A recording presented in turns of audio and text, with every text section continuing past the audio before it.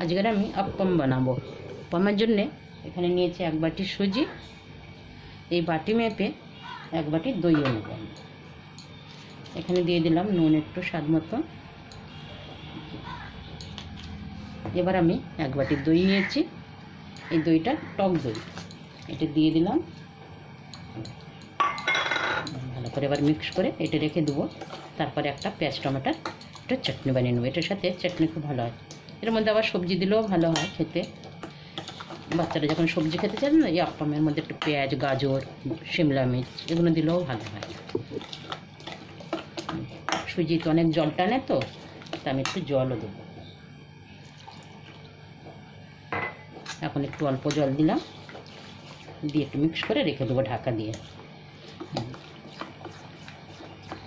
তারপরে একটু ভালো করে ফাটিয়ে নিয়ে আপ্পামটা শুরু করে দেবো। ভালো ফাটা হয়ে গেছে আমার, এবার আমি রেখে দিচ্ছি।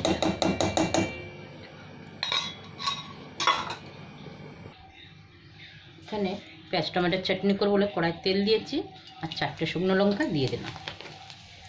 এবার একটু কালো সর্ষে দিয়ে দিচ্ছি, সাথে আমি পাতা দিয়ে দিলাম। আর এখানে পেঁয়াজ কেটে রেখেছি 4টে, এটা দিয়ে দিলাম।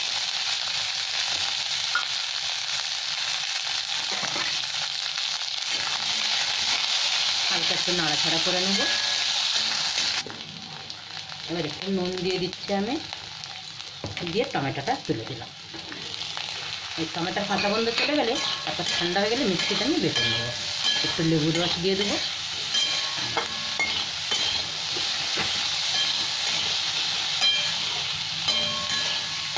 এটা আপ্পামের সাথে খুব ভালো হয় খেতে চাটনিটা। আর 1-2 মিনিট ভেজে নেব আমি। এখানে আমার ভালো করে ভাজা হয়ে গেছে। এবার আমি গ্যাসটা বন্ধ করে দিলাম। এবার ঠান্ডা হয়ে গেলে মিক্সি জার দিয়ে পিষে নেব। এবার বন্ধ করলাম গ্যাসটা।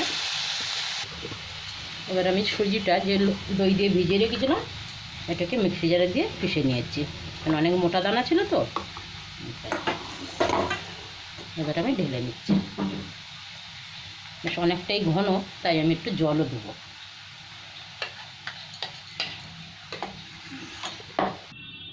পেঁয়াজ টমেটোটা মিক্সি জারে নিয়ে নিয়েছি। এবার আমি একটু বিট নুন দিই। বিট নুনটা দিলে খুব সুন্দর একটা স্বাদ আসে। বিট নুন দিলাম, অর্ধেকটা লেবুর রস দিয়ে দিচ্ছি চিপে।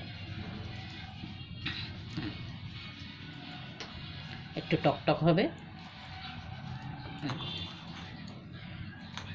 অল্প একটু চিনিও দিয়ে দেবো সাথে।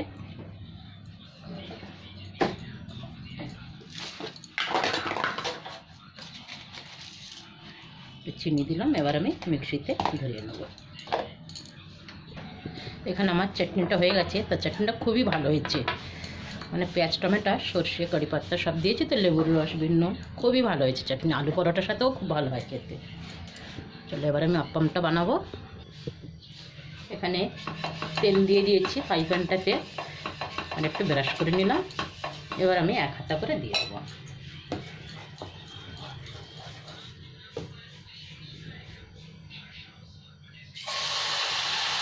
গ্যাসটা আমি মিডিয়াম করে দিয়েছি। ছোটো ছোটো দেওয়ার সাথে সাথে একদম জালি জালি হয়ে যাচ্ছে। এটা 1-2 মিনিট করে লাগবে, হয়ে গেলেই তুলে নেব। এখানে আপ্পাম আমার হয়ে গেছে। এবার আমি উঠিয়ে নিচ্ছি। এই পিঠটা এরকম হয়েছে লাল, এটা পাল্টাতে লাগে না, আমি দেখিয়ে দিলাম। বেশি পুড়বে না, কিছু না, খুব সুন্দর হয়েছে। এবারে আরও একটা করে এরকম দিয়ে দেবো। হালকা করে একটুখানি তেল দিচ্ছি আমি, 1-2 ফোঁটা দিয়ে ব্রাশ করে নেব।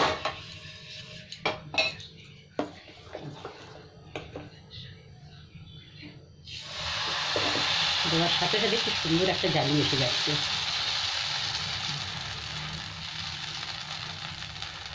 এরকম করে সবগুলো আমি ভেজে নেব।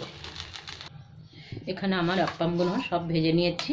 এত নরম হয়েছে, তুলতুল করছে একদম, কিচ্ছু দিতে লাগে না, না খুব সুন্দর একদম। আর এই যে আমার চাটনি, আজকের আমাদের সকালের জলখাবার আপ্পাম।